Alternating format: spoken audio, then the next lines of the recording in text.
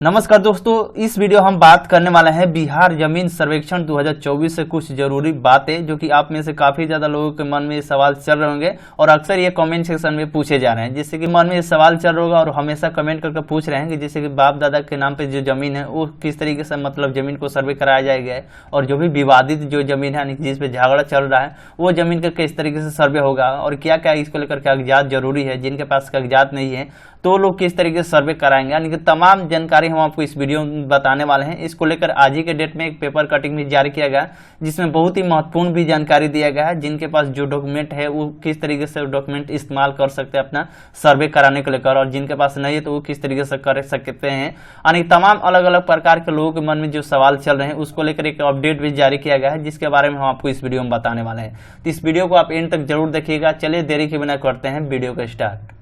यानी कि जमीन सर्वे की अद्यतन यानी कि स्थिति एप्लीकेशन के माध्यम से जान सकेंगे। यानी कि इसको लेकर ऑनलाइन आवेदन प्रक्रिया भी कर सकते हैं और ऑफलाइन भी आवेदन कर सकते हैं। इसको लेकर गवर्नमेंट की तरफ से एक एप्लीकेशन भी बनाया गया है जिस एप्लीकेशन का नाम है सर्वे ट्रैकर एप्लीकेशन। जिस एप्लीकेशन को डाउनलोड करके अपने मोबाइल फोन में इंस्टॉल करेंगे और उसमें कुछ जरूरी जो डिटेल्स डालेंगे तो अपना जो भी है इसका स्टेटस देख पाएंगे। यानी कि अगर आपके जमीन में कोई विवाद चल रहा है, कोई झगड़ा चल रहा है किसी व्यक्ति से, तो वो किस तरीके से सर्वे आप करा पाएंगे।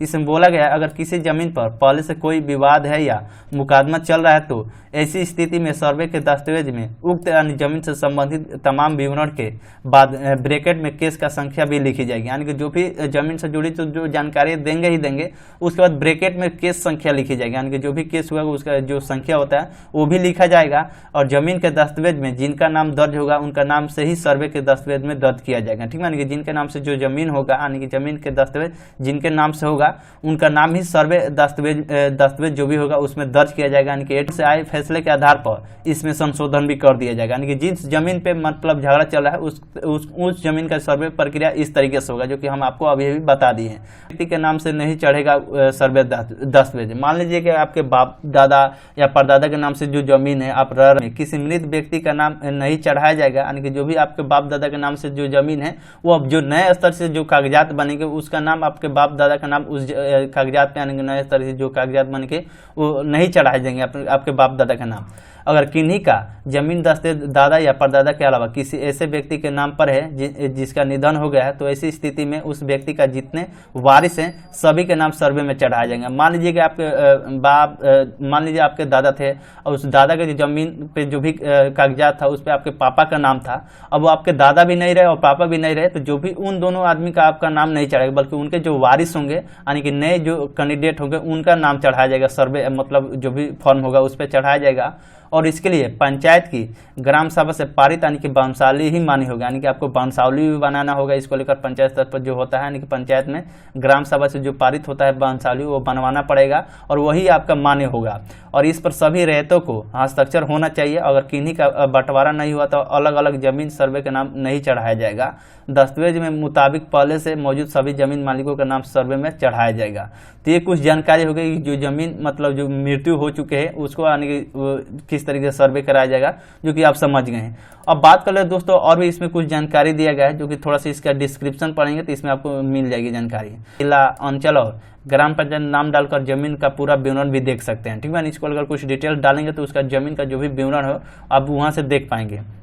यह बताया गया इसकी मदद से संबंधित इलाके में जमीन का सर्वे का पूरा स्थिति कहीं से भी जान सकते हैं और इसमें संबंधित पंचायतों के अमीन और कानूनों का मोबाइल नंबर भी मौजूद होगा। मान लीजिए कि जो भी सर्वे प्रक्रिया आपके पंचायत में हो जाएगा तो उस सर्वे के जो भी स्टेटस है आप इस एप्लीकेशन के माध्यम से देख सकते हैं और साथ साथ आपको ये भी सुविधा मिल जाएगी कि यानी कि जो भी अमीन होंगे कानूनों होंगे उनका मोबाइल नंबर भी उसमें मौजूद होगा और इससे संबंधित किसी प्रकार का अगर आप समस्या है तो आप इसे सीधे बात कर सकते हैं और समस्या का समाधान भी आप पा सकते हैं। बताया गया सभी अंचलों में कैंप लगाकर, इसको लेकर कैंप लग रहा है जो कि आपको पता होगा, कैंप लगाकर बनाए गए हैं। हालांकि जमीन सर्वे शुरू करने से पहले कैंप कार्यालय दस्तावेज का ऑनलाइन भी जमा कर सकते हैं। यानी अगर आप चाहते हैं कि जो भी सर्वे प्रक्रिया हो और आपके पंचायत में कैंप लगे तो कैंप लगने से पहले भी आप जमीन सर्वे कराने को लेकर इसको लेकर दस्तावेज ऑनलाइन के माध्यम से जमा कर सकते हैं।